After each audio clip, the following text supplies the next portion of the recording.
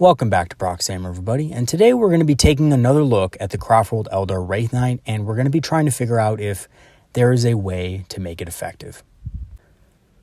So a while back, I did a video on the Wraithknight to determine whether or not the Wraithknight was actually effective and why no one took it, and we basically came to the consensus, as many of you have, that the Wraithknight is kind of hot garbage and that it's not really great in competitive play. There are a lot better options for the points cost. However, I kind of wanted to do the same thing I did with Dark Reapers in this video, where I take a unit that is generally considered bad by the standards of the new codex and shed a new light on it and maybe look at different ways in which that unit can actually be effective if you plan accordingly. So let's go ahead and jump right into it. We're going to be looking at if there's a way to make the Wraithknight effective. So the first thing we're going to do in this video is we're going to be overviewing the stats, weapons, and special rules of the Wraithknight, kind of give us a better idea of what it does. We're going to be looking at the main issue of the Wraithknight, and in my opinion, the most efficient way to run the Wraithknight. And we're also going to be looking at how to protect a Wraithknight from getting blasted off the table turn one. So looking at its stats, it has pretty massive stats, and it is a Lord of War. It has 22 wounds and toughness 8. Which is tough, but unfortunately, it can't hide behind obscuring terrain, so that means it's going to be a big target. It has high strength at strength 8 and 5 attacks base, which make it potentially good in close combat with the right weapon. It has a pretty good movement at movement 12, and unfortunately, it suffers from degenerating stats as it gets lower on wounds. However, the good news is that you have to basically do 11 wounds to it to begin with for this to start taking effect. So you do have to at least kill half of the model before it starts degenerating. As for the weapons, its base weapon is just its massive feet. Ouch. Its strength is user, and its AP is -2 and damage 2. It's decent for killing stuff like basic marines, but not much more. And we have the heavy Wraith Cannon, which is a ranged weapon that replaces the Titanic Ghostglaive. And it's basically a souped-up D cannon with increased range, strength, and damage, although on a much more expensive platform. The Sun Cannon is basically a Terminator killer, which is unique. We don't really have a weapon in our arsenals that directly kill Terminators like this. However, again, keep in mind the points cost of it. It is 50 points, and the Wraithknight is 400 points. So this is a really good weapon at killing Terminators, but against most smaller targets, it's going to be a little bit overkill. However, it does also have the blast keyword, so it's decent at dealing damage to lighter hordes of infantry as well. Then we have the Titanic Ghostglaive, which honestly I believe is one of the better options with this guy. It vastly increases his combat potential, and it makes him effective against most enemy targets. So if you take a look at the Piercing Strike, it has +6 strength, -4 AP, and damage 6. This is going to blow through tanks, blow through characters, basically just destroy any high toughness, high armor model that it comes across. If anything, it'll be a bit of overkill. And the sweep profile is pretty decent as well, I should say. AP -3, damage 2, and each attack you make 3 hit rolls with instead of 1. So it's kind of like a better version of the Mirror Swords, in which you're getting 3 attacks per 1 attack. So in total, you will have 15 attacks if you use this profile. That is absolutely massive, and this guy can sweep through multiple squads of infantry. As for its backup weapons, it has options of a Scatter Laser, Shuriken Cannon, and Star Cannon. Unfortunately, we don't have the Bright Lance or the Eldari Missile Launcher in there, but Scatter Laser is pretty good at clearing out infantry, and for a pretty cheap cost, 5 points. Shuriken Cannons are also decent at killing mech-type enemies, and the Star Cannons, although a very niche weapon, they are good against high-save 2-wound targets. And lastly, we have the Scatter Shield, which upgrades the Wraithknight's invulnerable save to a 4+, versus the 5+ that it naturally gets. This makes it much more durable and much harder to kill. I know it doesn't seem like it, but if you are rolling a lot of saves with this guy over the course of a game, it can mean the difference between your Wraithknight dying and living to destroy your enemy's army. If it can ever get there, that is. It is an agile construct, which means it has a 5+ invul base, and it explodes. But it doesn't explode normally, it explodes for 2d6, so be careful about putting friendly units around it when enemies are attacking. So make sure that you're not too close. Remember, stay away from this guy. This guy should be operating kind of a little bit farther away from a lot of your troops, if it's low on wounds or it's in danger of being killed. It also has Wraithbone form, which reduces the damage from all declared attacks by 1 to a minimum of 1. And lastly, it is an unstoppable revenant, which means it can move over non-vehicle and monster models as if they were not there, and can declare a charge in a turn that it fell back.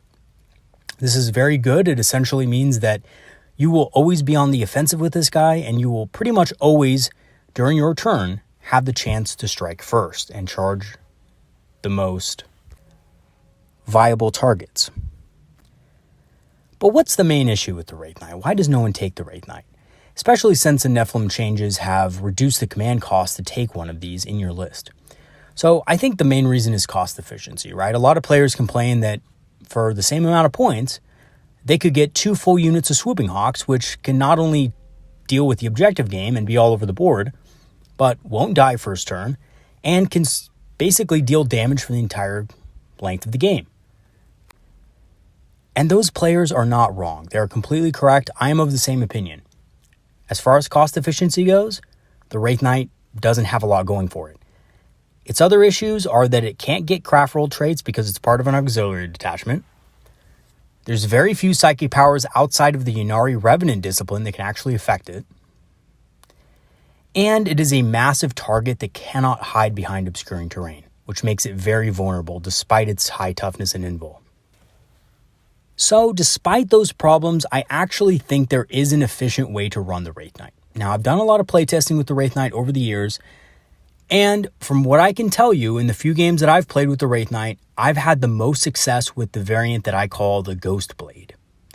So the Ghost Blade is essentially a Wraithknight armed with the Scatter Shield and Titanic Ghostclaive. It is the base Wraithknight. It has no cost increases, no heavy weapons on it whatsoever, no range at all. Now, you might be wondering to yourself, why? Why not put ranged weapons on this guy, right? Why turn this guy into a close combat only killing machine? And the reason being is because when he is designed for this purpose, what you get out of it is a model that is extremely effective at taking on a multitude of different types of enemies in close combat, and can absolutely smash through the heaviest of enemy targets, including other Lords of War and really tough demons. And the new Demon Codex is going to be chock full of demons, so the Wraithknight might be a close combat answer to some of these. Despite the fact that they do get a demonic save, there's so many wounds being poured into them from this guy that I find it hard to believe that they won't take some damage from the Wraithknight. In addition to being extremely powerful and being able to take on multiple enemy types, the cost is at its minimum, 400 points, and this will give it maximum damage efficiency. As much as I love the heavy Wraith Cannon and Sun Cannon, they add a lot of points to the Wraithknight, and honestly, those weapons, as much as I love them, the heavy Wraith Cannon, the Sun Cannon, they don't do anything that the rest of our army cannot do at ranged. The heavy Wraith Cannon is essentially just a D-Cannon platform, and the Sun Cannon is essentially just basically any of our ranged units with Guide and Doom. They do approximately the same damage to those types of units. And again, these additional price increases for the Sun Cannon and the heavy Wraith Cannon are going to reduce its overall effectiveness because those weapons aren't necessarily better at dealing damage than the Titanic Ghostclaive, as long as you can get the Titanic Ghostclaive into combat, which arguably is safer for the Wraithknight than to be at range anyway, because you can't hide behind obscuring terrain with it. And if you do use a ranged weapon with this guy, it replaces the Ghostclaive, which basically makes the Wraithknight garbage in close combat. The Titanic feet are terrible. Honestly, they do less damage almost Then a unit of Storm Guardians with a couple power weapons thrown in there. Storm Guardians. So just keep that in mind that, it's just not that good. The other thing is that although the ranged weapons are powerful, again, they don't do anything that other options could not do for cheaper. And that's why I really do think that the Ghost Blade variant of the Wraithknight is probably the most efficient way to run the Wraithknight. However, it does run into one problem, which is surviving turn 1 and trying to get into close combat, which it might not actually be able to do on turn 1. So the real question becomes, how do we protect a Wraithknight from getting blasted off the table turn 1? So here's my solution to this, and it's worked a couple of times that I've run it.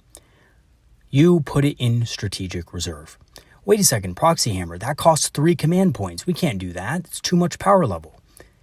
If you take a Webway Gate, and it is a fortification, but if you take it, it will only cost 1 command point and also give you greater flexibility with your deployment, being able to deploy it not only on the side of the boards, but also from the Webway Gate. But it also, again, allows other units to do the same thing as well. So it's a 2-for-1, right? You're not only allowing the Wraithknight to come in, but it also gives the option for other units that you might have in reserve using Phantasm or stuff like that. Also, the other thing you should prioritize if you're running a Wraithknight is to target and destroy the anti-tank elements of your opponent's army. I cannot stress this enough. The Wraithknight is exceptionally weak to anti-tank weapons. Because it is so expensive and because it's actually just a single model with a lot of wounds, this decreases its survivability against high strength, high damage attacks. So, target enemy anti-tank, and in the turns before you arrive from strategic reserve, make sure that those elements of the opponent's army, or as much as possible, are destroyed. Next, always use Strands of Fate. So if you save on the turn you come in out of the Webway portal from reserve, if you save a couple of armor saves, or I should say just saves, right, from your Strands of Fate, you can guarantee you're going to prevent at least enough damage to ensure its survival so that it can get into combat the next turn. And lastly, enjoy and watch your opponent's resignation as they realize they have no tools left that can deal with a Wraithknight. So if you are successful at killing their anti-tank elements, they will be absolutely helpless to be able to kill that thing, and will basically have to ignore it from that point on. And because the Wraithknight is a fast-moving monstrous creature, essentially, it'll be able to rack up damage. And a lot of it. So in conclusion, while the Wraithknight does have a lot of issues that keep it from being truly competitive, you can definitely make it more efficient. By building and planning accordingly, I think the Wraithknight can be a relatively good way of presenting your opponent with a really tough target that they can no longer effectively kill, that can also do massive damage to a wide array of enemy types. And just on a personal note, I've never had wild success with this guy, but I have had a decent number of successes with the Wraithknight using this combination, in which he did survive to the end of the game, and in which he did kill a lot of points. Now, he didn't kill his points worth, but he did kill a lot, and he forced the enemy to shoot at him a lot. Which, again, is a win if he survives, right? So, the Wraithknight may not be the most competitive or effective model in objective style play for definite reasons, but you can make it effective if you do go in with a plan for it, and if you have a way to bring it onto the battlefield without having it shot off the board turn 1. All right, everybody, that's going to be it for today's video. I have 2 more videos coming out this week, one on psychic powers, which I'm going to kind of dive into all the specifics and different combos that you can do with psychic powers and which units are best with what psychic abilities and so forth.